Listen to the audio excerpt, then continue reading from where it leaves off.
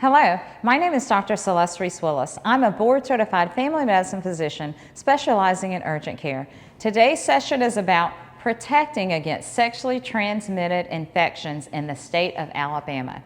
So, where do we rank in the nation in terms of how much and how commonly we have STIs? Where do we rank in the nation on how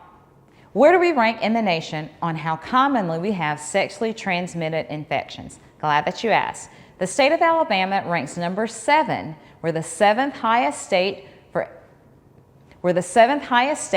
sexually transmitted infections. This would include the number 1 STD that we have in our state that's an issue is chlamydia, and that's with about 552 cases for every 100,000 people that are in our state. The second most common STD is gonorrhea, with 249 cases for every 100,000 individuals that are in our state. Both of these infections actually are curable. So one of the things that we need to work on is helping to identify these and helping to mitigate or decrease the risk of spread of sexually transmitted infections in our state. So we can stay number 1 in football, but not number 7 in sexually transmitted infections. Other sexually transmitted infections that we need to make sure that we know about, or if you're going out there and being screened, we want to make sure when you go in to be checked that you ask for screening for all sexually transmitted infections, especially after you assess what your risk profile is and how often you need to be checked or treated, or how often you need to be screened, and make sure that if you're ever positive for anything that you receive treatment. So we already discussed number 1 STD in the state of Alabama is chlamydia. Number 2 is gonorrhea. Other sexually transmitted infections that you're at risk for when you engage in sexual intercourse include chlamydia, gonorrhea, syphilis, human papillomavirus, herpes infection. You also can get trichomonas.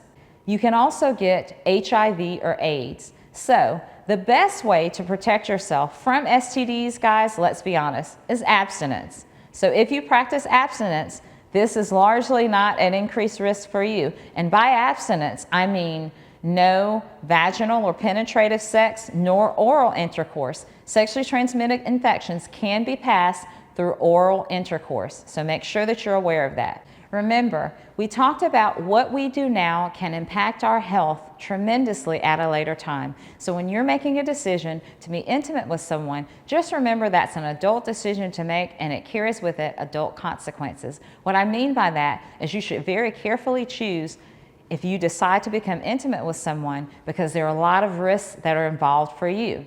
Now, thirdly, I want to make sure this is quite clear. Make sure you test before or you can get more. What does that mean? Test before or you can get more.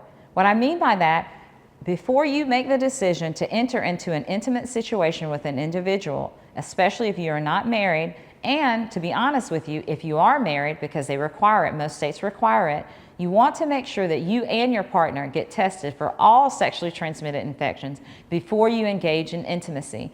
At that point, you're both able to make a decision whether or not that is a threshold that you want to cross. So, make sure that you look before you dive into that intimate moment as well. We want to look around and make sure that we are not seeing anything that is problematic. Remember, if you see something, say something. What we mean by that is, make sure that you examine each other physically before you dive into that intimate moment. Sometimes people can't see down below and they may not know that they have something going on down there, right? So if you see something, don't ignore it. Do not feel pressured by peer pressure, etc., to move forward into an intimate situation if you are uncomfortable. I cannot say that enough. Now, and let me make sure that we make this statement. If someone has forced you into an intimate situation, we do recommend that you call the local authorities right away and talk to one of your counselors about getting the help that you need to help you properly deal with that situation. Next, once you've made a decision that you're going to move forward with that intimate moment, we definitely recommend that you use condoms. Condoms act as a shield to help decrease the risk of pregnancy, as well as decrease the risk of sexually transmitted infection. Now, let's be very, very honest and very clear here. Just because you use a condom does not mean that it is 100% effective in preventing you from becoming pregnant. But it goes a long way, over 95%, to help decrease that risk. So we definitely recommend you use a condom. Secondly, while condoms do help to prevent the spread of sexually transmitted infections, it is not 100%. So it is possible that if you use a condom, if someone has an infection that's a sexually transmitted infection, that can be transmitted to you, okay? Make sure that you pay attention to that. And don't forget, sometimes condoms do not work. So ladies, if you're out there, make sure that if you're making the decision to get involved intimately, that you protect your future.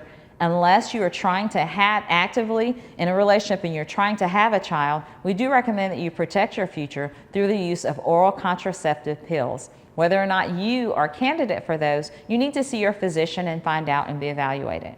Next, you may be out there saying, well, we decided to be intimate, we're in a relationship, it's just the two of us, because I do want to make sure you understand this as well. If you decide to become engaged in a relationship with more than one individual, you are multiplying your risk of infections, of sexually transmitted infections like HPV. We already explained how HPV has a link to developing 6 different kinds of cancers. If you did not listen to our series on HPV and its ties to cancer, we recommend that you go back and take a listen to that as well. So the more partners you have sexually, you increase your risk of cancer. People that have more than 5 partners during their lifetime are at 13 increased % risk of developing HPV, which is tied to 6 different forms of cancer. So some of you may ask, okay, I got my initial test, we decided to be intimate, so I'm done with it, right? I don't need to be tested again. No, no, no. If you are sexually active, especially in a non-committed relationship like marriage, then I do recommend that you get tested routinely to make sure that you're protecting your future, as we know that there are infections out there now that put us at increased risk of cancer. So this means you're going to test before you're intimate and then on a regular routine basis after you become intimate with that individual. And so to wrap up here now, how we protect ourselves against STDs, remember, the best way, abstinence. If you're not involved in the activity, you're at decreased risk for those complicated results that none of us want. Secondly, we're going to make sure that we test, and that we test beforehand after we've carefully chosen and decided if we want to enter an intimate relationship. Now, in addition to that, we're going to make sure that we look and that we make sure that everything looks how it is and how it should be. Remember, if you see something, say something. Do not allow pride to let you not say something during that intimate moment and put yourself at risk for an infection or, even more importantly, for cancer. And then don't forget to get tested on a routine basis. Now, lastly and most importantly, if you've ever been told that you're positive for a sexually transmitted infection, very important to, number 1, get treatment right away. Number 2, notify all of your partners that you have been diagnosed with a sexually transmitted infection. And those are partners that you may have oral intercourse with, or vaginal intercourse with, or anal intercourse with. They all need to be notified so that they can be tested. When you do not do that, that particular infection tends to pass around and around and around, and it's a hard time getting a hold of it. Remember, in our state, we have a large number of cases of chlamydia and gonorrhea, and there's been a resurface actually of syphilis, believe it or not, in the state of Alabama. These are infections that can be treated and that can be cured in most situations. So we definitely want to make sure that you follow all the steps necessary to mitigate the decrease, we want to make sure that you follow all the steps necessary to mitigate or decrease the risk of spread of sexually transmitted infections in our state. And don't forget, if you're out there and you're diagnosed with a sexually transmitted infection, we want you to make sure that you not only notify all of your partners, but number 2, we want to make sure that you complete the treatment that you've been given for this particular infection. After you have completed the treatment, it's very important that you do what we call a test of cure. This is when you go back and get retested to make sure the infection is gone. What's very important for this, and sometimes what happens in you all's age group, in the college age group, we've seen it happen many times, is that you take the medicine to treat the infection, but then you jump back into your intimacy behavior or sexual activity, you jump back into becoming sexually intimate prior to the infection completely clearing.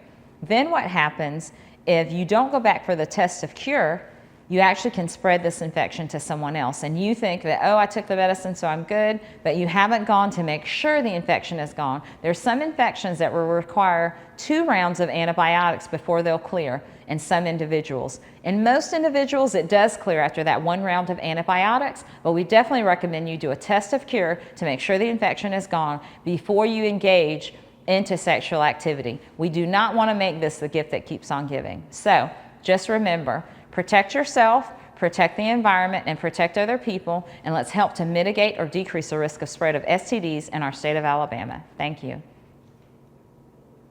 Don't forget, we hope that this session has been very helpful for you, but we don't want you to forget that we have a 6th session called Ask Dr. Celeste, where you can ask any questions that you have about any of the information that we've presented. So don't forget to tune into our 6th session. Thank you.